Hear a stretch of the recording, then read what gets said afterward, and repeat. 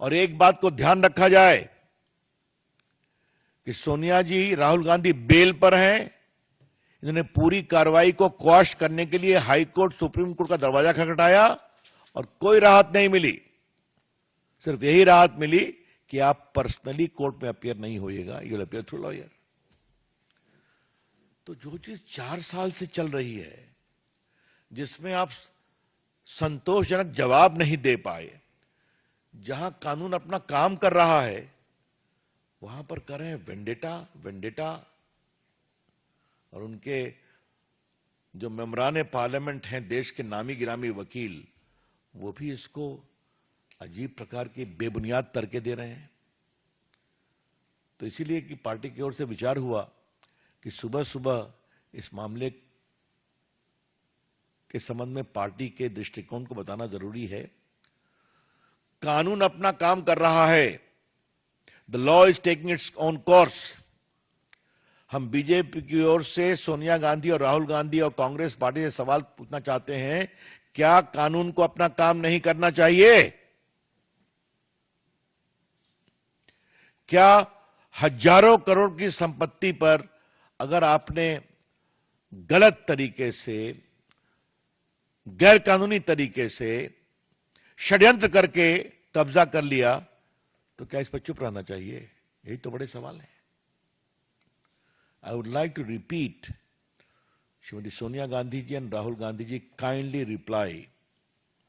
Should the law be allowed to take its own course or not? And if there is a glaring case where thousands of crores of public property situated at prime locations in different parts of the country have been misappropriated by conspiracy, where the beneficiary is you and your son, being 76% owner of the AJL. तो फिर ये धरना, vendetta,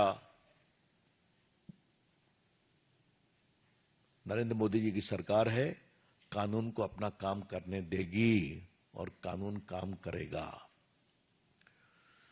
वैसे national Herald की कहानी बड़ी जोरदार है। थोड़ा हम लोग की रिसर्च टीम रिसर्च कर रहे थे, तो सरदार पटेल ने कहा था कि जिस तरह के लोगों से पैसा लिया जा रहा है वो ठीक नहीं है, वो बहुत चिंता पैदा करता है। ये लोग प्रामाणिक कांग्रेसी नेता थे और वो सारी चिट्ठियां हम लोग के पास हैं। मैं संजय से कहूंगा कभी आप लोग को दे देगा, नेहरू जी ने क्या कहा, सरदार पटेल ने क्या कहा। लेकिन और चंद्रभानु गुप्ता जो उत्तर प्रदेश के मुख्यमंत्री थे, उन्होंने भी पैसे इसके लिए बहुत इकट्ठा किए थे, बड़े नेता थे। कहा कि ये तो बना था देश की आवाज के लिए, इस नेहरू की और खानदान की आवाज बना दिया गया इस अखबार को। तो ये हम नहीं कह रहे, कांग्रेस के नेता कह रहे हैं, ये सब रिकॉर्ड पर है। क्या सरदार पटेल, क्या चंद्रभानु गुप्ता की आत्मकथा में। तो इसका अतीत, इसका वर्तमान। एक विषय में आपसे और कहना चाहूंगा, और ये जानना बहुत जरूरी है। इस देश में इतना मीडिया आ गया है, इतने अखबार आ गए हैं, इतने न्यूज चैनल आ गए हैं, फिर भी वो अखबार जिसके पीछे कांग्रेस पार्टी और उनकी सरकारों का पूरा आशीर्वाद है, वो चल क्यों नहीं पाया?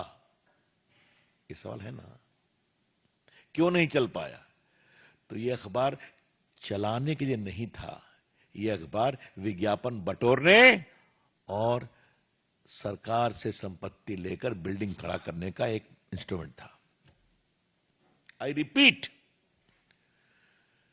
Today there are so many news channels in the country, so many newspapers in the country. All of them have picked up business and readership. A newspaper which has the protection, promotion and patronage of the entire Congress party and their government, why it could not at all flourish as a newspaper?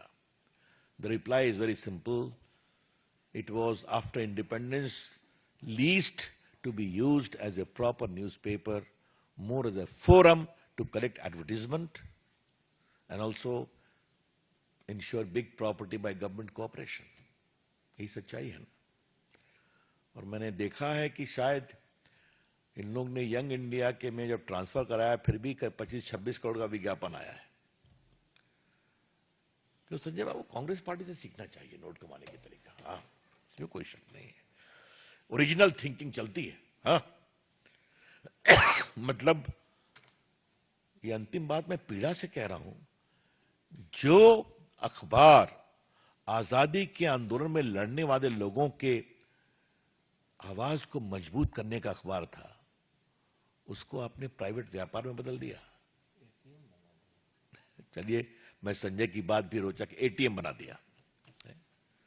Serious question.